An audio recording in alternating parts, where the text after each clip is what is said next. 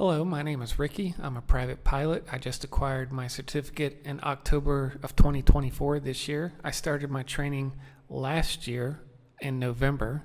That's when I took my discovery flight. I did a little bit more flying in December, but it looks like ForeFlight sends out a recap for the year 2024 from January until now. So I thought I would just go over that to see how much flying I've done. I try to fly every single weekend. My instructor was very amenable to that. He has other students, obviously, but it worked out that we could fly just about every weekend that the weather allowed, and it was pretty great. So it says here that I had 52 flights total, 4.3 per month. That's almost every weekend. It says I flew 2,205 nautical miles. That's 0.1 times around the world. It says I have 82.3 hours. I have a little more of that. I'm right around 90. This doesn't include the hours that I have from last year in 2023. My discovery flight in the first 8 or 10 hours were in a Cessna 150-150. I purchased my own aircraft, the Piper Cherokee PA-28-140 in January, and that's what all of these hours are. You can see the type is a P-28A, and I have 137 landings, 10 of which were at night. The 10 at night are a requirement for your private pilot certificate, and that's why I have those.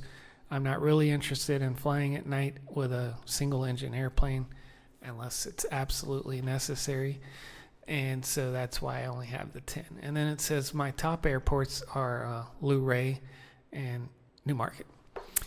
And so the reason why the top two are Luray and Newmarket is because I'm currently based in Luray, but I started based in Newmarket. So back in November of 2023, when I took my discovery flight, I took it out of Newmarket. And the reason is because I had a hangar there. I had a hangar without an airplane. And the reason why I had a hangar without an airplane is because I jumped in with both feet. I knew that getting my certificate wasn't something I just wanted to check off a list, but that I wanted to fly after I got my certificate. And I didn't want to have to deal with scheduling issues and things of that sort when trying to schedule training time.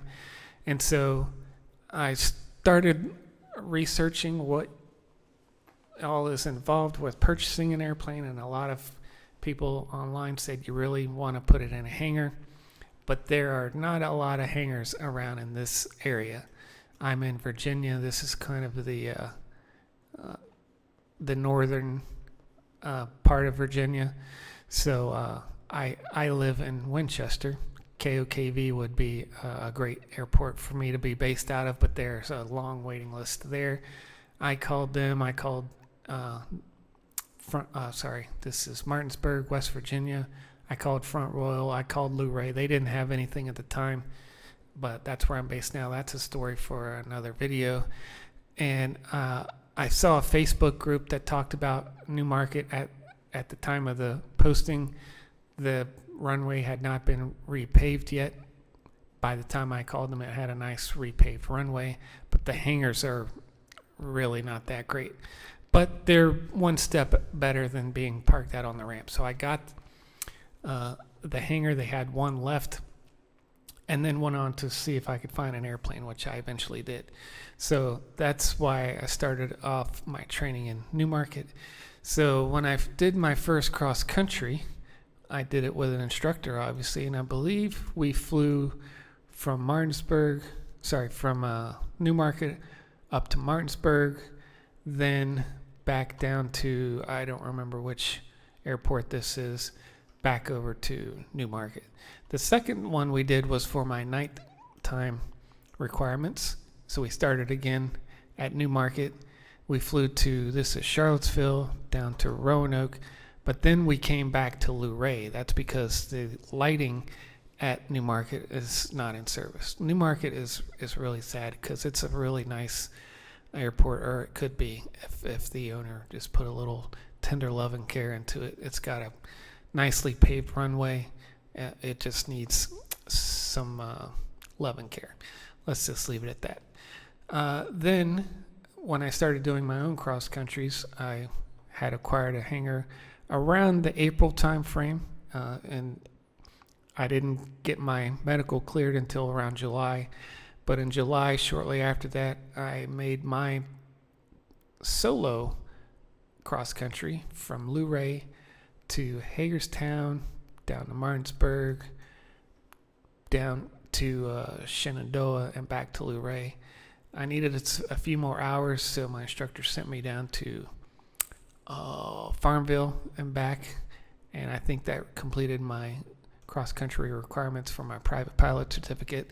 So all of the rest of these I've done since then. Actually, before my private pilot certificate, we did fly down to Shenandoah and Bridgewater, but those are the only ones that I flew to prior to my certificate. The rest are after.